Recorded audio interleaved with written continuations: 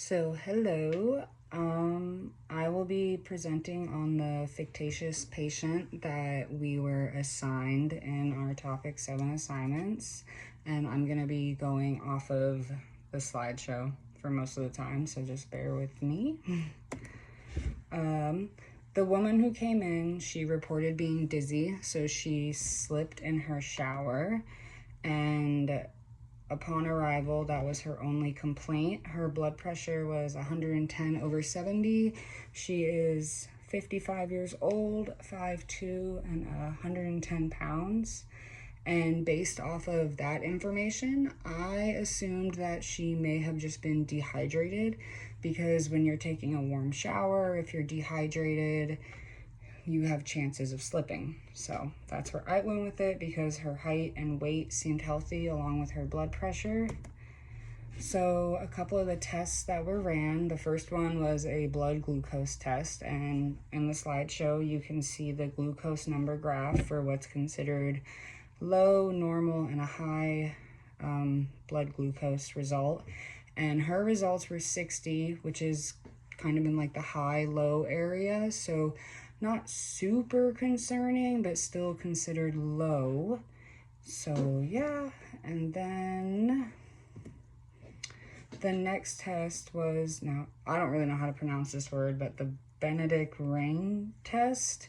And it's a test where there's a mixture of chemicals in distilled water, and then you add a small sample of urine, and when the liquids are all mixed together, you place that inside a bowl of boiling water for a few minutes. And the colors can range from green to yellow to orange, and then a brick red, depending on the reducing sugar levels inside your urine. And the patient's results were 100 with a result color of green, so that is also considered abnormal. So she has low sugar in her blood glucose and in her Benedict Ring test.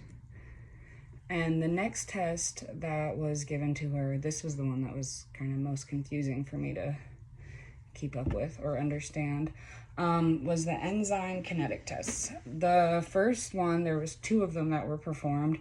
The first one was the creatine kinase test, or the CK test, and it's performed to indicate any muscle damage, the likeliness of a heart attack, or even brain injuries. And then the next test that was performed was the lactate dehydrogenase test, and that test is performed to help indicate the likeliness of heart attacks, also any tissue disease or damage that could be happening, liver diseases, and then certain types of cancers. And both of her test results for these 2 tests also came back normal, so there weren't any concerns with that. They were like also a low normal, but they weren't considered like problematic or cause for concern type deal. And then the last 2 tests that were given, one was a urinalysis test, and those look at the levels of the acidity in your urine, so more like the pH balance of your urine. So there's a pH test, and then a specific gravity test. I didn't quite understand what the specific gravity test was, but they both test for the acidity in your urine, and it examines like the cloudiness and color of the urine as well. So both those tests came back normal. The pH balance was, see if I wrote it down by chance, because I didn't write it in the slide either. Okay, I'm not sure. The pH balance was in the mid 6.0s, and its pH balance is considered normal if it's 7 or lower, so that was perfect. And then the specific gravity balance results were 1.040, and those were also considered to be normal.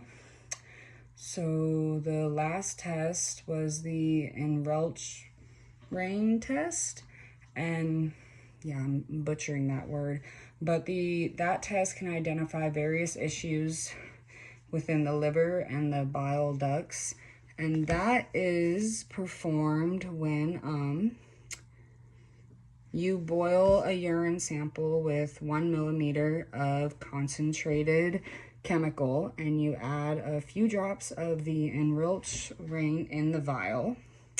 And if it changes to a blue, like a bluish violet color, then you're doing the test correctly.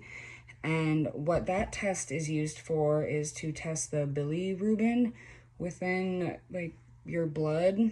And how that is, what bilirubin is the breakdown of red blood cells, and that can help identify a lot of various liver and bile duct conditions as well.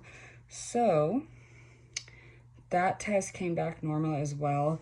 The urine went from like a light yellow to a mid yellow, but it wasn't a cause for concern as well.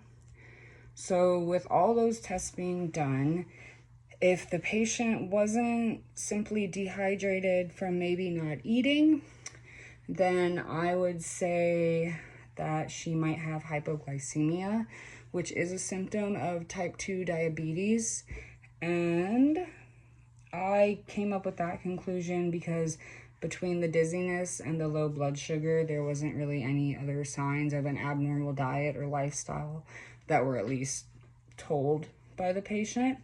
So that is why my next assumption would be to go with hypoglycemia. And I would recommend her getting a few tests done to see if she is type 2 diabetic. And my treatment options and plans that I would recommend, there would be 3 tests. The first one would be the fasting plasma glucose test. And that is where you would fast, so not eat, for at least 8 hours, and then get your blood glucose level tested.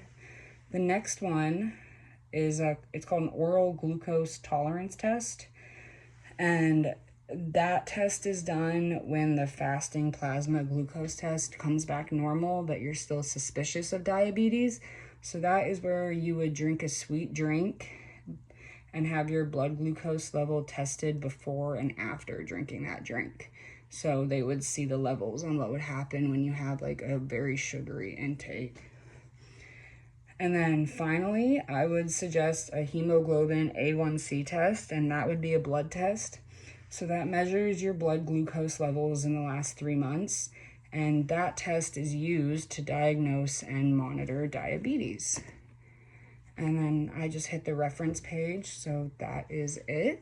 And I hope all that made sense. Thank you.